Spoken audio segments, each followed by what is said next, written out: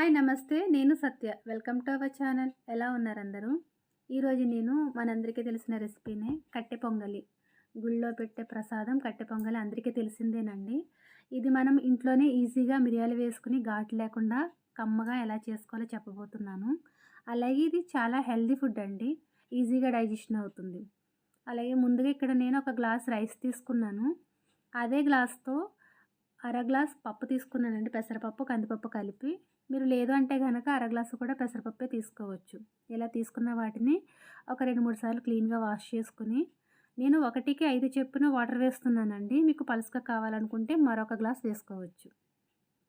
వేసిన తర్వాత మనకి కట్టె పొంగల్లోకి ఫస్ట్‌గా మనం ఉడికించుకునేటప్పుడు పచ్చిమిర్చి, అల్లం, మిరియాలు, జీలకర్ర, కొంచెం కరివేపాకు, టమాటో ముక్కలు ఇవి కూడా మనం రైస్‌లో యాడ్ చేసి ఫస్ట్ ఉడికించేసుకుంటే దీని టేస్ట్ బావుంటుందండి. అలాగే ఫస్ట్ మనం రైస్ ఉడికించుకునే ముందే మీ టేస్ట్ ప్రకారం సాల్ట్ కూడా యాడ్ చేసేసుకోండి.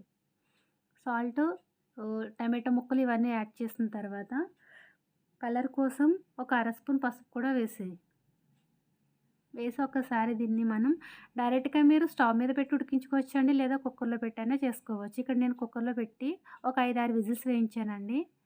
వేసిన తర్వాత చూడండి రైస్ అయితే బాగా కుక్ అయింది కదా! టమాటో ముక్కలన్నీ కూడా బాగా కుక్ అయ్యాయి. దీన్ని దించుకొని ఒకసారి అంతా బాగా కలిసేటట్లు కలుపుకోండి.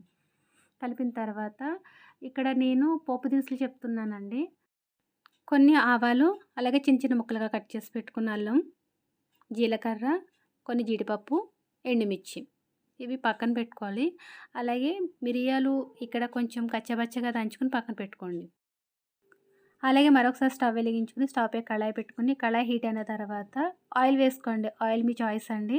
అలాగే ఇందులో నెయ్యి అనేది కూడా వేసుకోవాలి. ఇందులో నేను 2 టేబుల్ స్పూన్ల నెయ్యి వేశాను. నెయ్యి వేస్తేనే టేస్ట్ బాగుంటుందండి. నెయ్యి హీట్ అయిన తర్వాత ముందుగా ఆవాలు వేసుకోండి. ఆవాలు చిటపటలాడిన తర్వాత అల్లం మనకి పచ్చివాసన పోవాలి కదండి. తర్వాత అల్లం వేసుకుని అల్లాన్ని పచ్చివాసన పోయేంత వరకు ఫ్రై చేసుకోండి. చేసిన తర్వాత మిగిలిన పోపు దినుసులు కూడా వేసేసుకోండి. వేసి ఒకసారి అన్నీ గోల్డెన్ అంటే బాగా వేగేంత వరకు వేపుకోండి. వేగిన తర్వాత ఇందులో ఇంగువ, నేను ఒక అర స్పూన్ ఇంగువ వేస్తున్నానండి. ఇంగువ మీ చాయిస్ కావాలంటే వేసుకోండి, లేకపోతే స్కిప్ చేసుకోండి. వేస్తేనే బాగుంటుంది. అలాగే మనం ముందుగానే కచ్చపచ్చగా దంచుకున్న మిరియాలు కూడా వేసేసి ఒకసారి అంతా బాగా కలిసి అంటే వేగేంత వరకు వేపుకోండి.